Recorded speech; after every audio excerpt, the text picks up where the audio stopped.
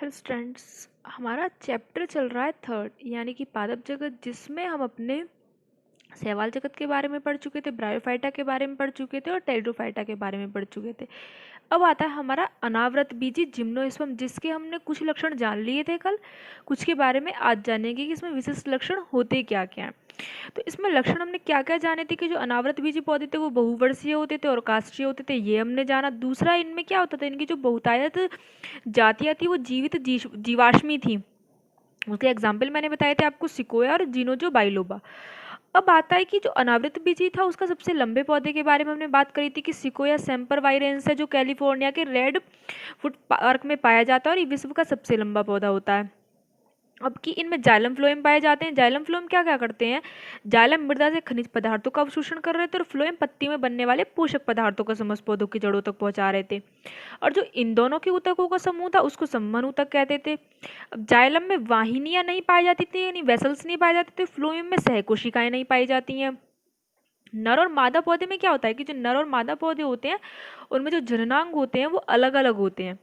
इनके पौधों के ऊपरी भाग में महाबीजाणुपर्ण होते हैं, यानी कि मेगा स्पोरोफिल, यानी कि ये पाएंगे मादा भाग में जो मादा पौधे के जननांग है, और माइक्रो स्पोरोफिल नर पौधे के जननांग है। महाबीजाणुपर्ण क्या होते हैं, महाबीजाणुपर्ण जो होते हैं उनके भीतर बहुतायती यानी कि ज्यादा से ज्यादा मात्रा में महाबीजाणु धानियां पाई जाती हैं। कुछ और लक्षण देखते हैं अब इनके कि जो अनावृत बीजी का जो मुख्य पौधा होता है वो बीजाणुद्भिद होता है। ठीक। दूसरा, इनमें जननांग एकलिंगी शंकु या स्ट्रोबेलिस के रूप में होते हैं। अब जो नर शंकु होता है इसमें सूक्ष्म बीजाणुपर्ण इसलिए पाया जाएगा क्योंकि नर जो है, नर प्लांट में नर शंकु पाया जाता है, उसमें पाए जाते हैं सूक्ष्म बीजाणुपर्ण, और मादा शंकु में महाबीजाणुपर्णों से मिलकर बनी होती है मादा शंकु। अब जो सूक्ष्म बीजाणुपर्ण है उन पर सूक्ष्म बीजाणुधानियां पाई जाती हैं। ये जो सूक्ष्म बीजाणुधानियां होती हैं इनमें क्या होता है कि इनमें जो पराग मात्र कोशिका है, लघु बीजाणु मात्र कोशिका होती है, वो अर्धसूत्री विभाजन के फलस्वरूप बहुत से सूक्ष्म बीजाणु यानी कि नर युग्मकों का निर्माण करती है ये। ठीक है। अब आता है नेक्स्ट पॉइंट कि इस प्रकार से क्या होता है कि जो प्रत्येक मादा जननांग होता है उसमें स्थित महाबीजाणु मात्र कोशिका जो होती है, यानी कि प्रत्येक मादा जननांग में जो महाबीजाणु मात्र कोशिका होती है उसमें अर्धसूत्री विभाजन होता है, जिससे क्या होता है कि जैसे 4 अगुणित और 4 महाबीजाणु बनते हैं। और इन 4 अगुणित महाबीजाणुओं में से क्या होता है कि 3 महाबीजाणु नष्ट हो जाते हैं और एक महाबीजाणु क्रियाशील होता है। ठीक है। अब इनमें परागण की क्रिया भी होती है, क्योंकि परागण की क्रिया इसलिए होगी, क्या होगा इनमें, जो इनमें मेन फ्रूट बनेगा या इनमें जो जो रिप्रोडक्शन होगा वो परागण की क्रिया द्वारा ही होगा, क्योंकि नर और मादा प्लांट्स अलग अलग होते हैं, सेपरेट होते हैं। लेकिन इनमें परागण की जो क्रिया होती है वो वायु द्वारा नहीं होती, सॉरी इनमें परागण की क्रिया वायु द्वारा होती है, यानी कि वायु द्वारा इस तरीके से होती है कि नर पौधे का परागण मादा के स्त्री केसर पे जाके चिपक जाएगा, और इनमें द्विनिषेचन नहीं होता, यानी कि इनमें डबल निषेचन नहीं होता। युग्मकोद्भिद पीढ़ी में क्या होता है कि युग्मकोद पीढ़ी जो है ये बहुत कम विकसित होती है और इसमें बीजाणुद्भिद पीढ़ी पर ये ज्यादा निर्भर होते हैं। जैसे अब इसके एग्जाम्पल देख लेते हैं, एग्जाम्पल इसके बहुत ज़्यादा इंपॉर्टेंट है। एग्जाम्पल है इसके cycas, ginkgo biloba, sequoia, gnetum, picea. अब बात करते हैं एक अनावृत बीज पौधे के जीवन चक्र के बारे में।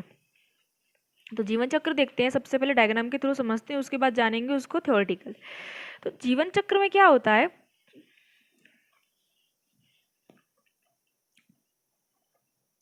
ये साइकस का मुख्य पौधा, मादा पौधा। अब जो मादा पौधा ये क्या होता है, मुख्य पौधा इसका क्या होता है, बीजाणुद्भिद होता है, हमको पता ही होता है बीजाणुद्भिद होता है। तो ये अपने जीवन चक्र को पूरा करने के लिए क्या करते हैं, युग्मकोद्भिद, ये अपने जो मादा पौधा होता है अपने जीवन चक्र को पूरा करने के लिए युग्मकोद्भिद पीढ़ी को जन्म देता है ये पौधा। ठीक है। इसमें जन्म में क्या होता है कि जो बीजाणुद्भिद पीढ़ी होती है, बीजाणुद्भिद जो पीढ़ी होती है वो एक लिंगी होती है। मादा पौधे में क्या होगा कि मादा पौधे में बनेगा महाबीजाणुपर्ण। महाबीजाणुपर्ण इसलिए बनता है क्योंकि मादा जननांग में महाबीजाणु बनते हैं। महाबीजाणुपर्ण क्या होगा, महाबीजाणुपर्ण में किसमें पाए जाएंगे, इसमें पाई जाएंगी महाबीजाणु धानी, यानी कि मेगा स्पोरेंजियम ओव्यूल्स।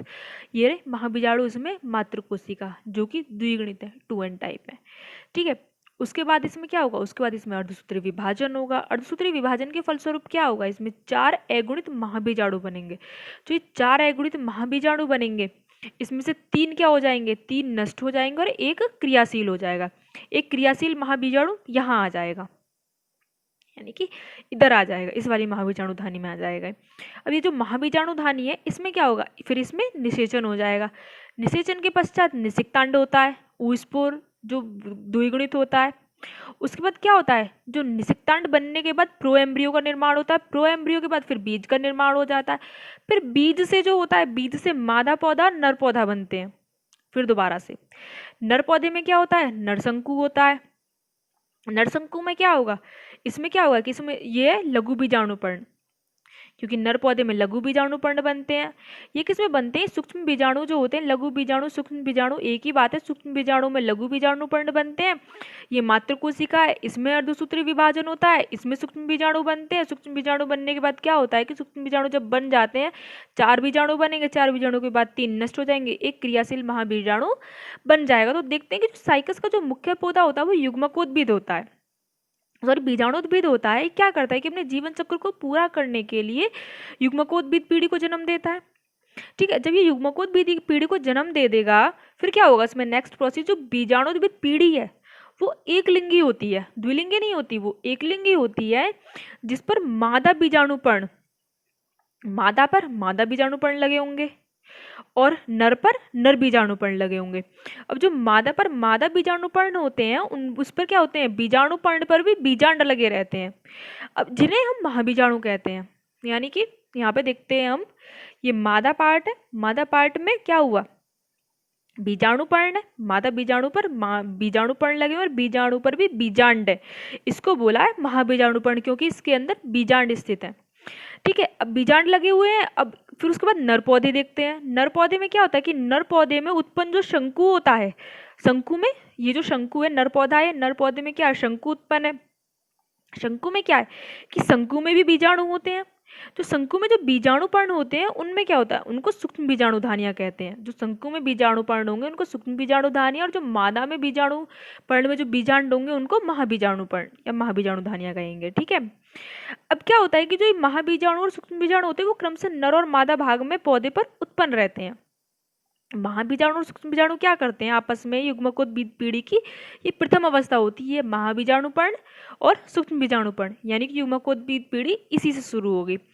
ठीक है, अब जो महाबीजाणु है वो सूक्ष्म बीजाणु के साथ संयोजन करेगा, संयोजन यानी कि निषेचन करेगा, और निषेचन के फलस्वरूप हमने क्या देखा, यहाँ पे निषेचन कर लिया, निषेचन के फलस्वरूप क्या हुआ, यानी कि यहाँ तक जहाँ तक निषेचन से पहले की क्रिया अर्धसूत्री विभाजन थी, निषेचन की बाद की क्रिया समसूत्री विभाजन हो जाएगी, जैसा कि हम अपने पढ़ ही रहे हैं सारे रिप्रोडक्शंस में।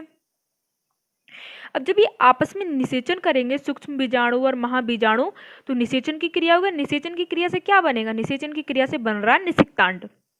अब क्या होता है कि जो बीजाणुद्भिद पीढ़ी होती है उसकी जो प्रथम कोशिका है वो निषिक्तांड होती है। निषिक्तांड बीजाणुद्भिद पीढ़ी की प्रथम कोशिका होती है, अर्थात इस प्रकार फिर बीजाणुद्भिद पीढ़ी दोबारा से शुरू हो जाएगी। यानी कि एक बार खत्म हुई, एक बार प्रोसेस कंप्लीट हुआ, फिर दोबारा से शुरू हो गया प्रोसेस। अब इस प्रक्रिया में क्या होता है कि जो बीजाणुद्भिद पीढ़ी होती है वो युग्मकोद्भिद पीढ़ी को, यानी कि जो इस प्रक्रिया में क्या होता है कि जो बीजाणुद्भिद पीढ़ी है और युग्मकोद्भिद पीढ़ी है वो क्रम से आती रहती हैं, यानी कि रिपीट होती रहेंगी वो बार बार, और यह चक्र फिर चलता रहता है, और इसी को बोलते हैं अनावृत बीजी का जीवन चक्र। जीवन चक्र भी बोलते हैं और इसको पीढ़ी एकांतरण भी बोलते हैं। पीढ़ी एकांतरण इसलिए बोलते हैं क्योंकि इसमें बीजाणुद्भिद और युग्मकोद्भिद पीढ़ी क्रमशः जब जिस भी प्लांट में चलती रहे वो उसका पीढ़ी एकांतरण होता रहता है, यानी कि उसमें हमेशा निषेचन होता रहेगा, और निषेचन के फलस्वरूप उसमें निषिक्तांड बनता रहेगा, निषिक्तांड के फलस्वरूप बीज बनेगा, बीज बनने के बाद क्या होगा कि बीज फिर से अपना डेवलपमेंट करेगा, दोबारा से वो एम्ब्रियो का निर्माण करेगा, दोबारा से उसमें प्लांट बनेंगे नर और मादा। नर और मादा क्या बनाएंगे, आपस में महाबीजाणु बनाएंगे, सूक्ष्म बीजाणु बनाएंगे, फिर उनसे उनका आपस में संयोजन होगा, फिर दोबारा से उनमें बीजाणु बन जाएगा।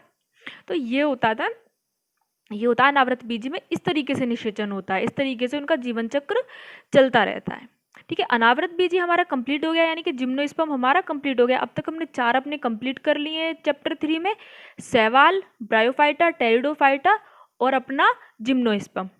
अब नेक्स्ट हमारा बचा है एंजियोस्पर्म। एंजियोस्पर्म हम अपने नेक्स्ट टॉपिक में पढ़ेंगे।